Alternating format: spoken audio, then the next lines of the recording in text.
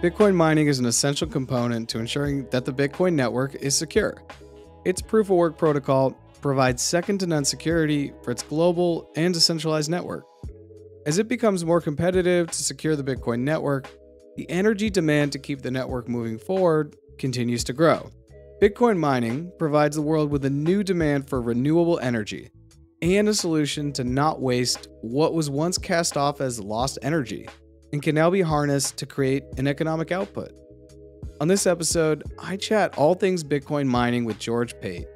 George is located out of Houston, Texas, and as you'll hear, he supports some fairly large-scale Bitcoin mining operations. I'm Jarrett Carpenter, and this is More Than Blockchain.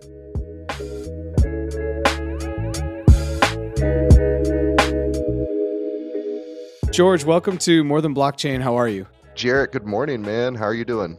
I'm doing well. So talk to me. I think you are in Texas. I want to say, well, I'm going to guess Houston or San Antonio. Am I right? Houston. Okay, cool. So you are the third guest I've had on from Houston. I've had on Jack Snell, and I've also had on Roger Williams. And Jack Snell is a kid who is 22, maybe, still in college, making big moves. He brings in massive guests into his blockchain club. He's had BitBoy Crypto on. He just had Raoul Pal come and talk. So he's having some people come in. And then Roger Williams is into Li-Fi, but they're all out of Houston. So clearly something's going on in Houston. Is that due to the energy? Is that because there's energy there? I think that's a lot of it. The energy, the resources. Houston's an international city, so there's just a lot going on here, and it makes a lot of innovation happen. Yeah, that makes total sense. So today I'm really excited to have you on, and we've kind of been exchanging messages for a while on LinkedIn, and I think we probably got linked up through Not Crypto Bros, the live show that I'm also a part of. And let's just start with what you're doing. Talk to me about, I know we're going to get into Bitcoin mining and kind of what you're doing today, but how did you get into crypto? And then how did you get into Bitcoin? Or maybe you got into Bitcoin to get into crypto, but talk to me about your own experience, because everyone has their own kind of journey towards Bitcoin or crypto. Yeah, for sure. My background's really IT infrastructure and architecture background, being able to set up data centers, maintain them, and keep up the life cycles of data centers. And so I had got into mining. Oh man, maybe 2015, just playing with different programs that you could install and figuring out how to maybe make a little bit of extra money off of my computer that was running at night, and I was running it anyway for other tasks, so why not let the processor do some other work? That turned into a big interest, obviously, after kind of delving into it and learning more about it and seeing that there was going to be a big industry that could be created out of this, and it's going to merge a lot of different industries. And what a better place for that than Houston? So when I think back to 2015, if I'm not wrong, in 2015, it was between the 2013 and the 2017 kind of explosions or bull runs. So if I'm not wrong, I think in 2015, the price had gone up to, I think, almost $1,000 in 2013, and then it trickled all the way back down to like $100. So, and when I say price, obviously we're just talking about Bitcoin here. When you were mining back in 2015, you were just able to use your computer, and what kind of returns were you getting? Because now if you're getting into Bitcoin mining, which I think we're going to talk more about, you just need more power, right? To be able to secure the network. And I'm using a very high level way to say what we'll probably get into later, but was it basically profitable back in 2015 if you just had a laptop and you could just, run some Bitcoin software to secure the network? I mean, if you were using it to buy pizza, yeah, that would probably be logical, but people were able to make extra money to help themselves to get ahead if, let's say, they were already on solar or some type of other energy back then, which wasn't a big craze, but there were still people doing it. Maybe they were doing something like this at home to help them have just some extra money to spend, go out and take their wife out once a month and have a nice meal somewhere. And a lot of people were doing it like me at that time, is just kind of trying to figure it out because we weren't in it since the beginning. We didn't have ASICs. They were obviously out of our price range, but gaming computers were dime a dozen, and everyone was playing video games back then on the PC, at least in my realm, and it's only gotten bigger since then. Yeah, that makes sense, and I've actually done some Ethereum mining. Buddy of mine, we got 9 video cards, 6 video cards, I don't even remember, in 2021, and we basically had to fight gamers to get the video cards.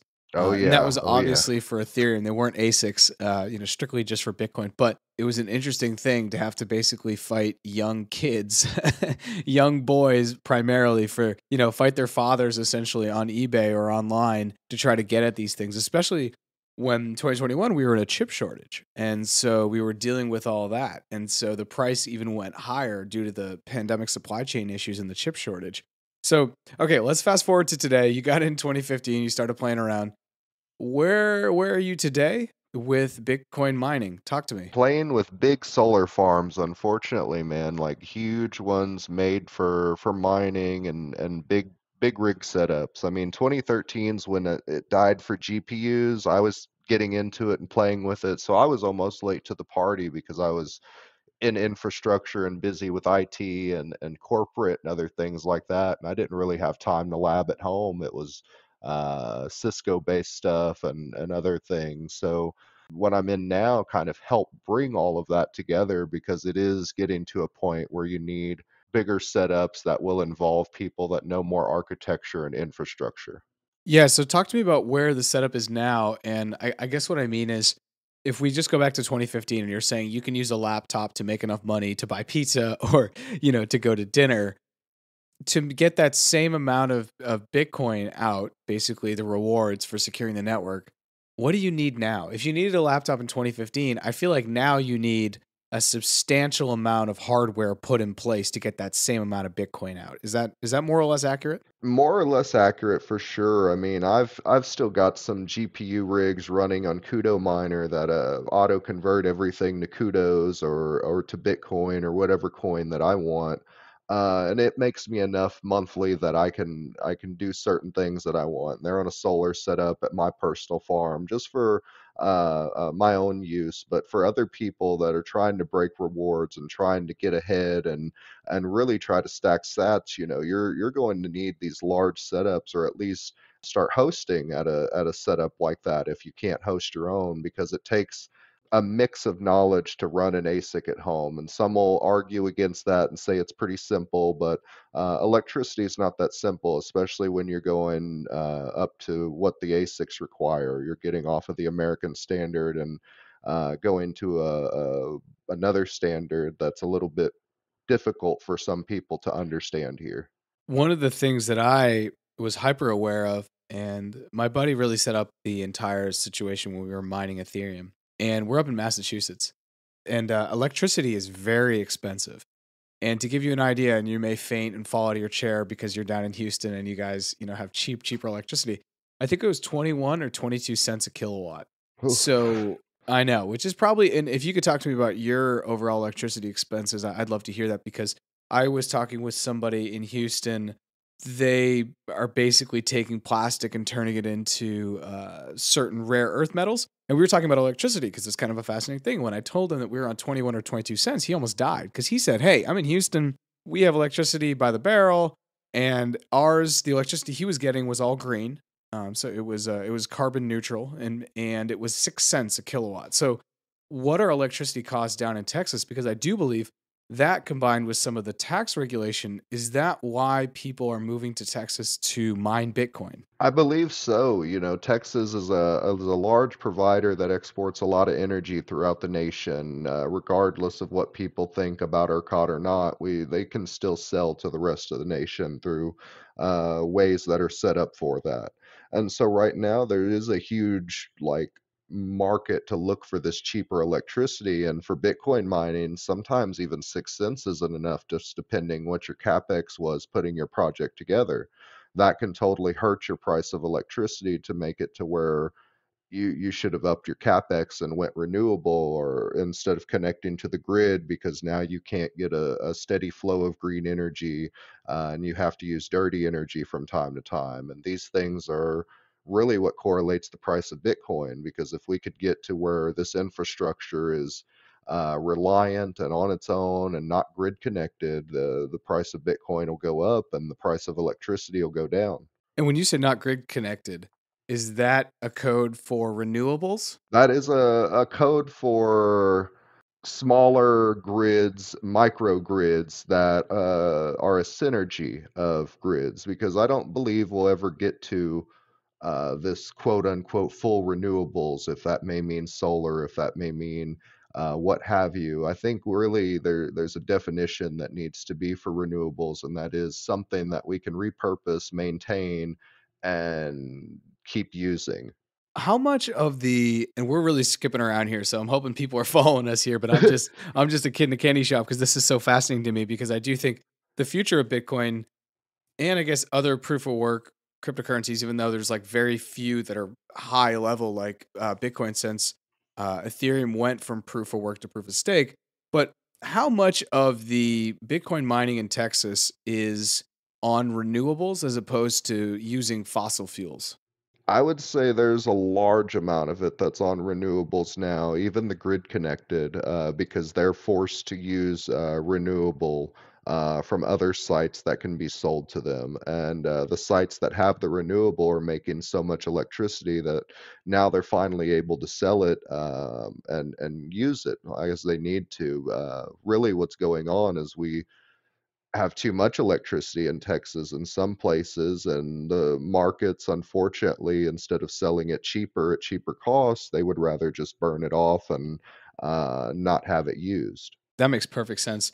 What is your day to day like as someone who's doing infrastructure work, who's doing probably IT support, and who's just playing around with keeping mining going? Because I think sometimes if you look on social media, it's like, oh, I mine Bitcoin. I get up every day, I check a computer, and then I do whatever else I want for the rest of my day. But every time we talk, it sounds like you're fairly busy running around. Yeah, I think a lot of those guys that say that they're, oh yeah, Bitcoin mining's so easy, they're not in operations, because that's in IT. There's the same kind of construity that IT is easy. IT is just, we point and click and install programs and everything's easy.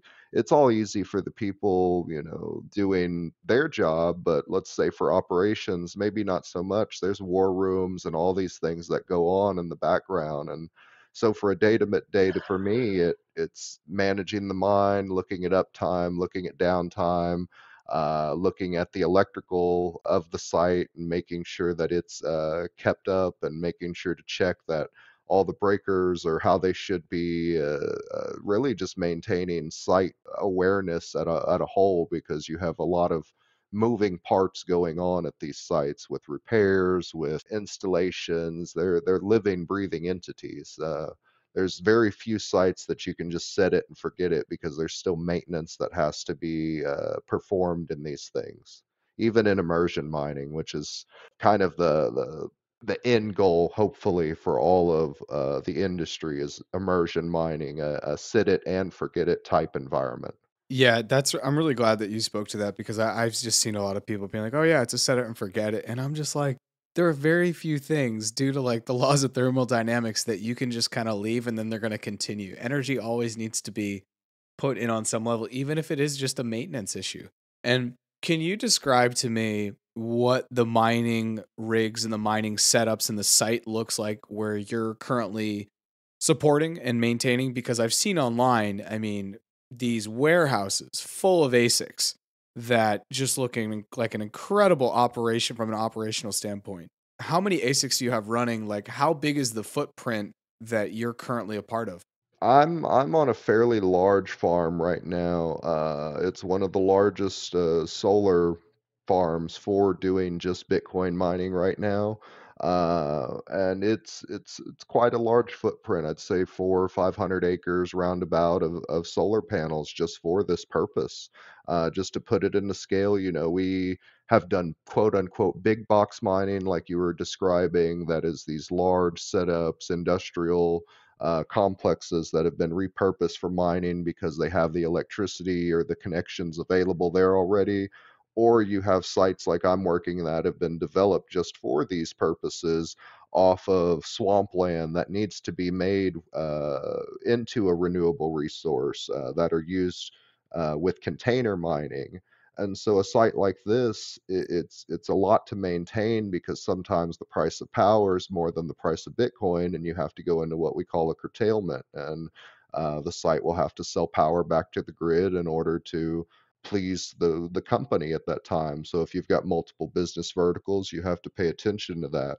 And that's what Bitcoin mining is doing for a lot of industries is they're allowing them to have another vertical to help give them a profit where where they couldn't before.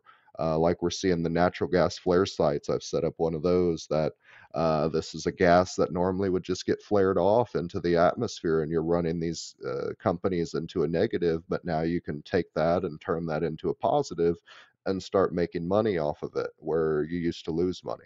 Yeah, that's great, and you've kind of positioned us perfectly for something that I think many people are wondering, and that is, what do you say to the people that say, Bitcoin is boiling the oceans, right? Bitcoin is horrible for the environment because you talked about a couple of things. You've already said, look, there's a large part of Bitcoin mining that you see in Texas that is using renewable energy.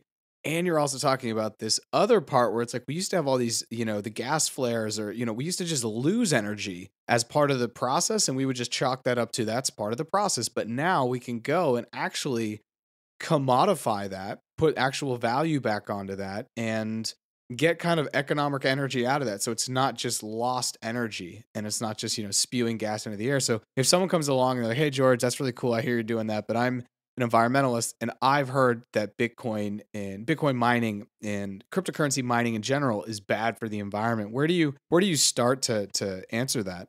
I try to help them understand, like I've did with this podcast, of what it is at a whole, and almost compare it to everything that we've been doing already with these industries. So, is it more harmful for the environment for us to keep burning off these natural gases into the air, or is it better for us to use them in some type of generator that can fractionalize and create data and start to actually be used for something?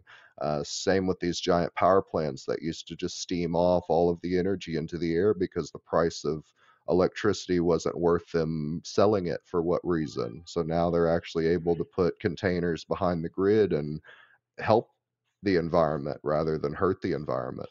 Yeah, that's great. I think it's a really salient conversation to be having around Bitcoin mining, and I want to just rotate a little bit and talk because I was watching Banking on Bitcoin last night, which really talks about Satoshi and goes back to like the basics of Bitcoin. And back in the day, people were able to mine a crap ton of Bitcoin just on their computer. You came in around 2015, which is kind of halfway maybe in the journey or a little bit less than halfway. I came in 2017. So I like to remind myself that you used to be able to use a computer, not even a special computer, and make a lot of Bitcoin. And now here we are with you, and you are more of like an enterprise level site with energy. And so now you're saying in 2023, you really need ASICs. You really need a lot of power. You probably need also cheap power. You may even need 400 to 500 acres of solar power, as you're saying at your rig. If we go ahead 8 years into the future, let's just live in the future for a second. It's 2031. The story in my head is there's only going to be a certain amount of people on the planet that are going to have the capital enough to be able to mine Bitcoin. And we're going to get to a level where it's just essentially sovereign nations. Every country will have their own Bitcoin mining. And Russia's already starting to do this, from what I understand. I want to ask your opinion about that. And El Salvador are already starting to do that. They're even using some of the, I think the geothermal or whatever, they're using the heat from the volcanoes that they have inherently in their land to do that. So in 8 years, is it just going to be sovereign nations and really, really, really, really wealthy corporate entities? What do you think? I hope it doesn't get to that because it's in the white paper that if 51% takes over the network, that, is going to get paid all the rewards and get the most of the payment for using the system. So I think with that comes the rise of decentralized networks, the rise of people realizing that we need to disconnect from the grid and have microgrids, even if that means putting solar on your own house and having a Tesla battery and disconnecting yourself entirely. Look what else you can do after you've saved all of that money, and you can invest in an ASIC and have it also pay for your food. Then if you lose your job, you're able to maintain yourself and still have a digital currency that people can track, use, trace everything, but at least you're able to work within the society. If you can't do like that, you're going to have to still maintain some type of barter, trade, have a skill, anything like that. I mean, it's there's certain documents out there people can look up ISO 20022.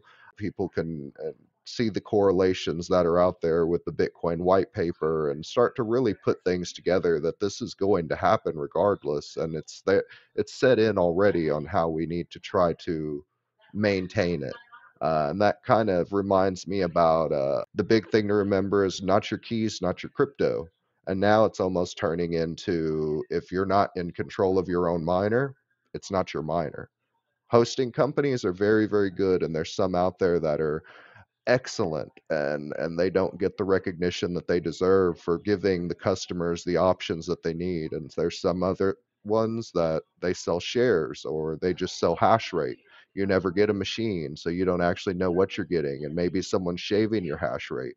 There's no telling with that, and that's because it's an unregulated industry. But it's not just this industry that's like that. It's a lot of industries that have been like that for a while, and Bitcoin steps in and helps get rid of a lot of fraudsters, like we were talking about the politicians that don't want Bitcoin.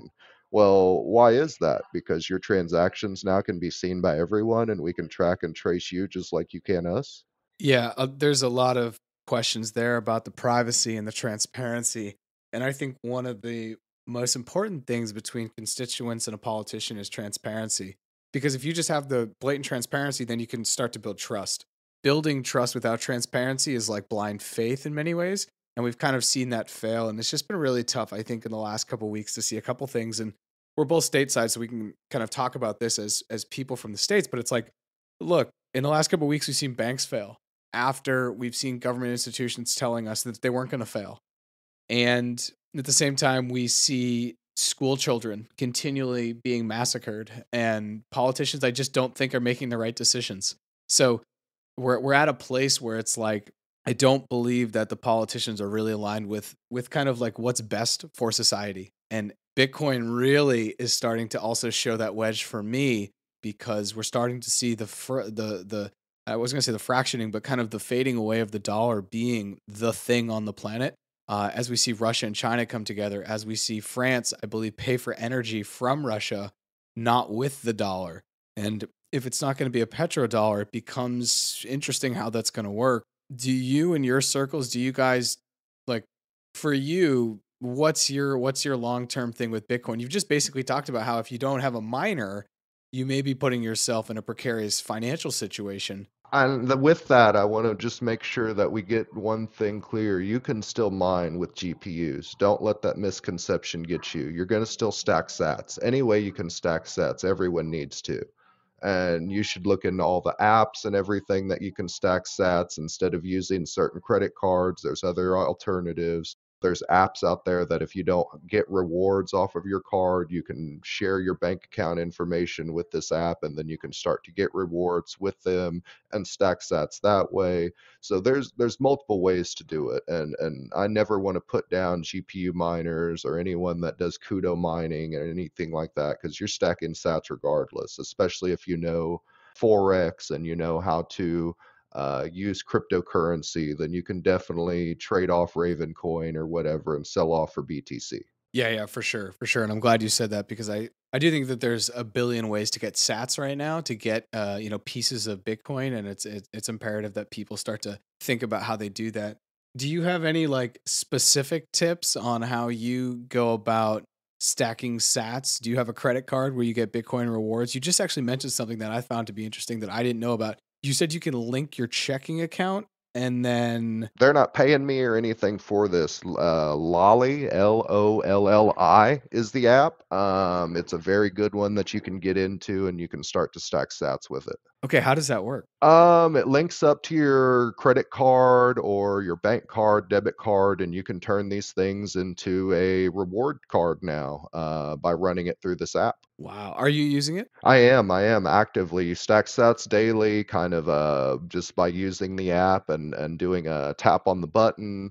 And then you can claim rewards whenever you swipe your card, and you can also get rewards for using your card online. So things you would purchase anyway, stack sats. I've never heard of it, but I'm going to look into it. And just because I believe you are probably also a Bitcoin maxi, where do you keep your Bitcoin? Are you a cold card guy? Are you a ledger? Are you doing something else that you want to, share with people that maybe is not one of those cold storage solutions? It is a ledger. I can't say the name of it, but it's a really, really good one. Cool, cool, cool, cool. Yeah, it's a really good one. It lets you have random addresses every time you accept transactions. I think a lot of these are starting to standardize as that. But it definitely helps you keep everything offline as you need to. And I hope people kind of start learning about like transacting in this way a little bit better, because it's starting to get to where we have to know how to take control of our own finances. I guess it's like a final question. Where do you see Bitcoin, and I know that this is kind of like a basic question, and I feel weird even asking, but like for you, what's your bull case by 2030 for Bitcoin as far as price, and also why is that? Some people say, well, treasuries and bonds are basically going to get dumped into there. Some people say, well, real estate because of the climate crisis, people are going to start selling their homes. Other people say it's going to be sovereign nations that are going to basically want to have their treasuries backed by the new global currency. For you, like what's the price and then also what's your reason why? I think it's dependent on society as a whole. We're a global society now, and we're working faster and doing more than we ever have. And with that, are we ready for an evolution of business, or are we kind of stuck in this reactive life cycle that we're stuck in? So Bitcoin kind of pushes for synergy. It pushes for proactive systems that you can set it and forget it. That way, people can have a better quality of life. And with that, if you do set it and forget it, will it be running on clean energy? Will your systems be based on something that is a real quote unquote proof of work? Yeah, I think proof of work is really, really key to the future. If people want to get in touch with you, George, because they're interested in Bitcoin mining, they're interested in what you're doing. Maybe they're in Houston and they want to just go see a 4 to 500 acre solar farm that's, powering Bitcoin, which is something that I almost want to get on a plane and come see on a weekend just because it sounds ridiculous. Where can they find you? We obviously we met on LinkedIn. Is that the best place? Yeah, I'm on LinkedIn. You can go linkedin.com/ IN / speed with threes, SP33D. And I'm also on Twitter at GeoCoolingTX. Okay, cool. I will throw both of those links in the episode show notes. And George, thanks so much for hopping on and talking about Bitcoin mining. Jarrett, thank you so much for having me on, brother. Have a good day. You too. Bye.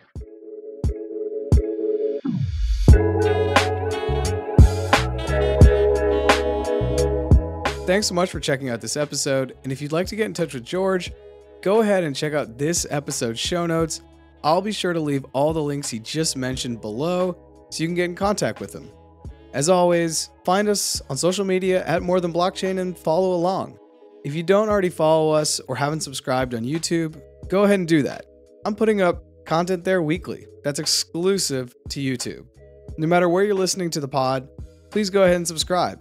And if you enjoyed this episode, consider sharing it with a friend, family member, work colleague, what have you. You can text it, DM it, or email it.